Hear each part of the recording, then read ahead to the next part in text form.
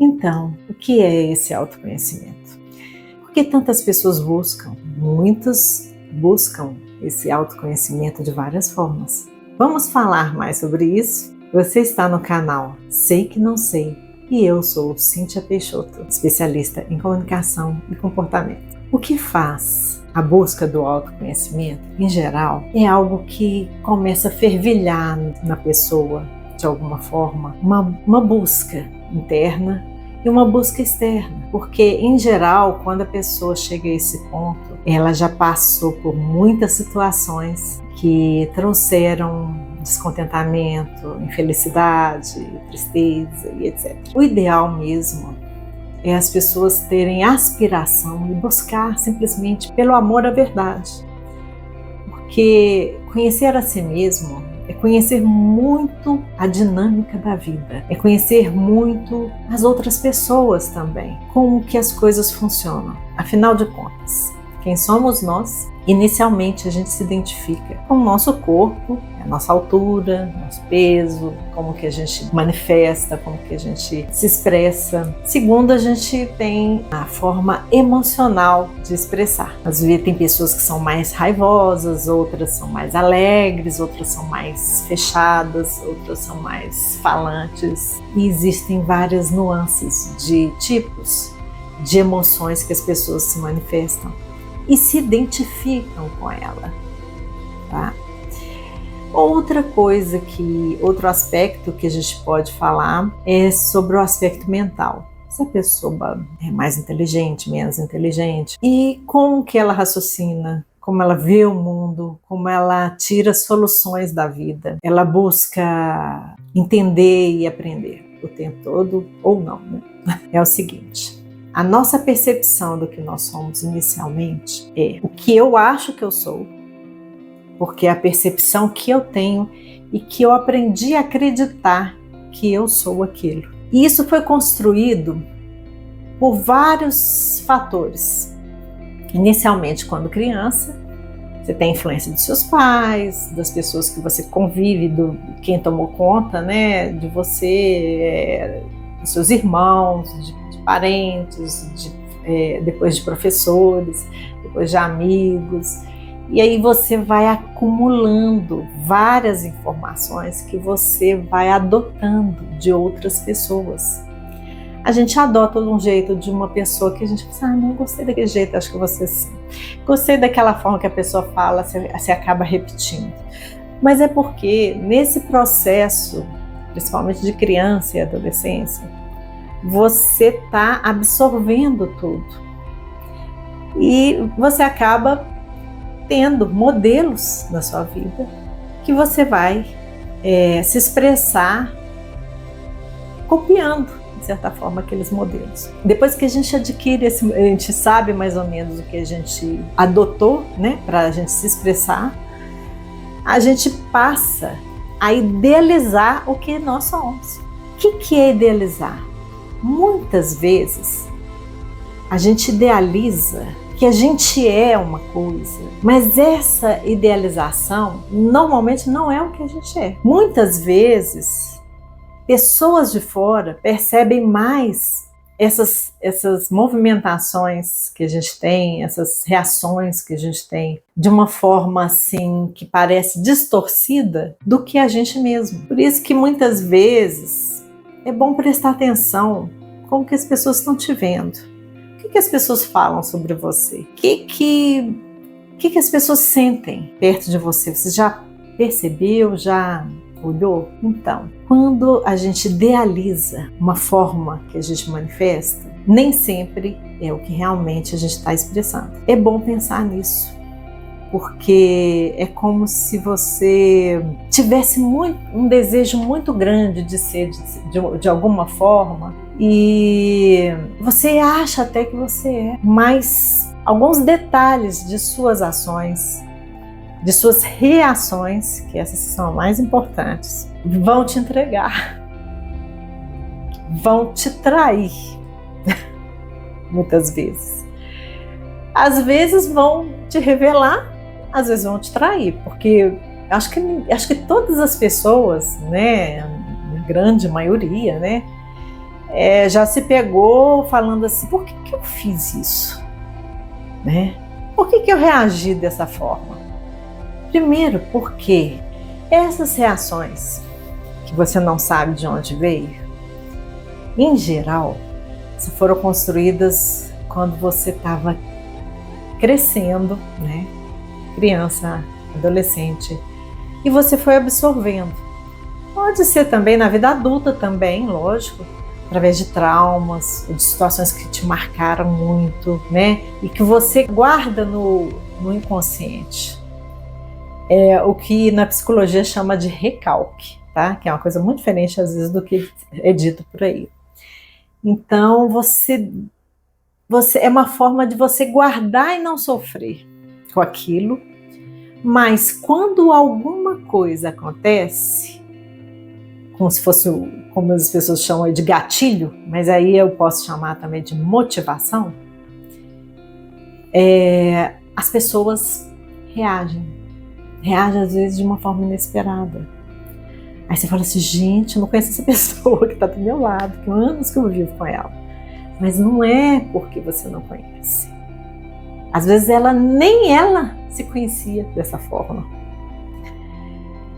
Então é um outro lado que a gente manifesta, do qual nós acreditamos que somos. Acreditamos. Mas existe também uma outra forma, que é como as pessoas veem a gente. E outra coisa que as pessoas normalmente não dão muita importância é que existe uma essência, uma consciência, algo que vai às vezes além da sua mente, né? E que essa sim é você. Essa sim sou eu, né? Tem religiões que falam disso, né? Que falam sobre essa essência, essa consciência. Mas eu não quero entrar no aspecto religioso porque é complicado. Mas no aspecto hoje, tanto na psiquiatria quanto na psicologia, até na neurociência também, algumas pessoas já percebem que existem algo mais que do que só a mente. E a mente não é o pensamento. A mente também não é o cérebro. A mente é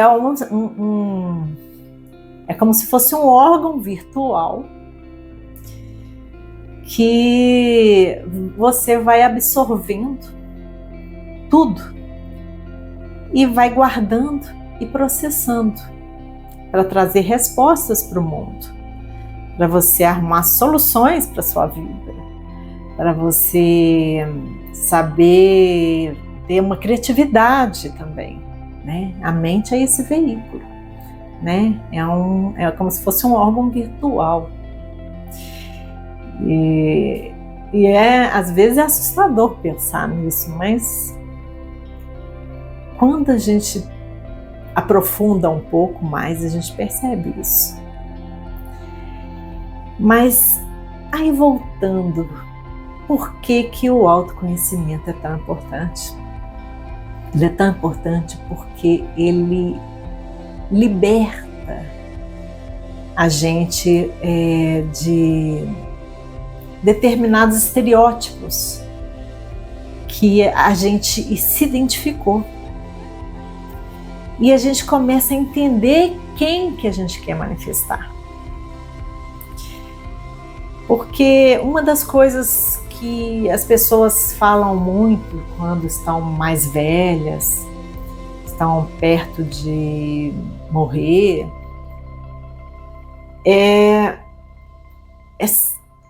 falam muito de um conflito existencial. Agora, o ideal é a gente ter esse conflito existencial antes, bem antes, para a gente poder usufruir da vida de uma forma mais consciente. Aí eu vou te dar só um exemplo. Eu vejo várias, por exemplo, notícias, né?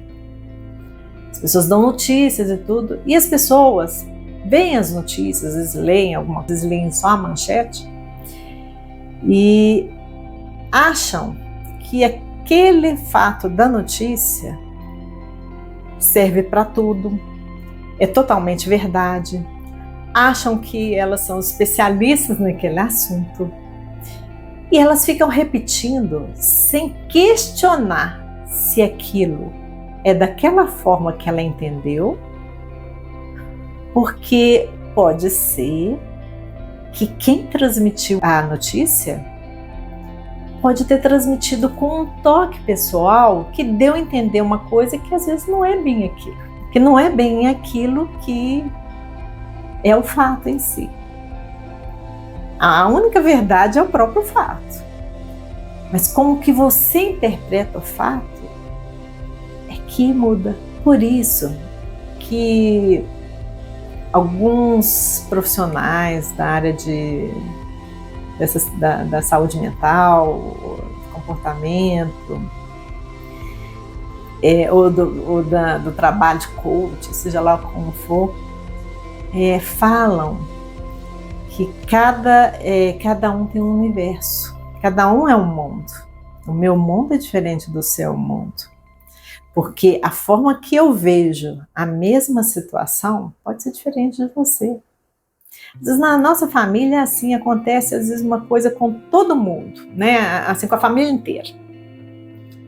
Mas uma pessoa desespera, a outra começa a raciocinar, racionalizar e ver como é que resolve, começa a ter iniciativa.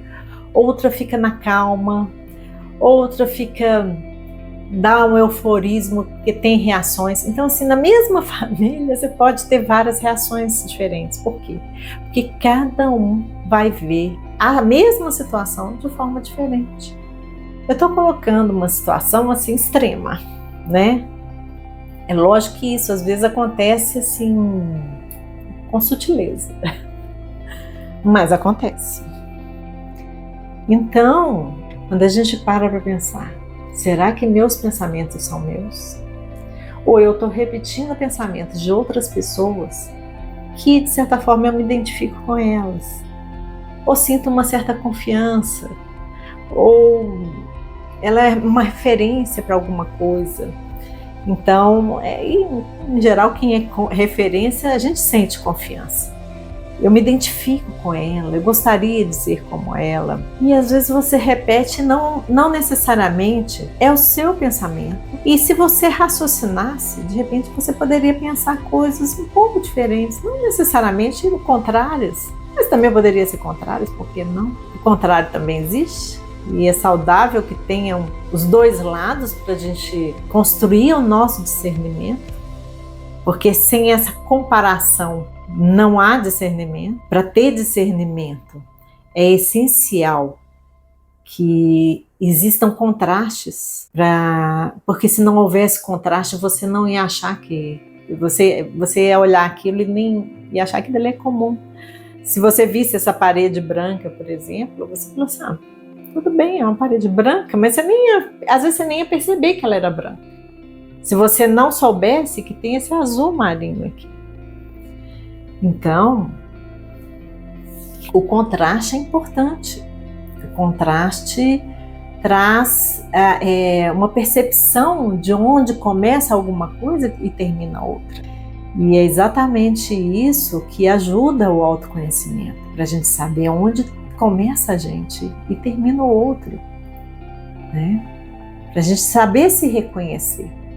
Reconhecer as nossas próprias potencialidades, nossas limitações,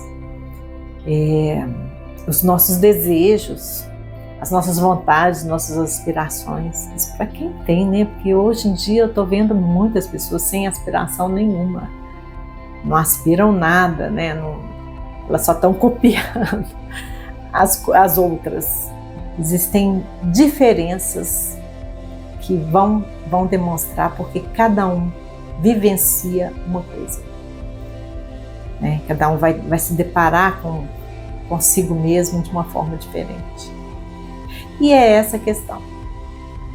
Bem, Eu vou fazer próximos vídeos falando sobre o autoconhecimento e dando algumas dicas de como você, se quiser, lógico, começar a buscar seu autoconhecimento. Porque pode ter certeza, é libertador. É muito bom. Você começa a compreender mais as pessoas, a se incomodar menos com as pessoas, a sentir que tudo tem uma razão, assim, das pessoas agirem daquele jeito ou alguma coisa acontecer, e a gente procura dar razão para as coisas, porque a gente constrói o nosso próprio propósito de vida quando a gente busca o nosso autoconhecimento. Então, eu te convido a ver os próximos vídeos em que eu vou dar algumas práticas simples, coisas facinhas que vão te ajudar a começar a buscar seu autoconhecimento. E também um pouco mais de informação sobre isso. Isso vai ajudar um pouco mais, tá? Bem, como eu sempre falo, aqui é o canal Sei Que Não Sei. Eu não sei de tudo. Você deve saber coisas que eu não sei, outras não vão saber o que eu sei, mas colaborem. Procure comentar, traga as suas ideias sobre isso. Me fale aqui embaixo, se você acha que você se conhece e quais as suas dificuldades. Pode falar, tá? Na medida do possível eu vou responder. Se você gostou, dê o seu like, inscreve no canal, procure compartilhar com quem você acha que vai ser útil. Um abraço para você e fique com Deus. Até a próxima.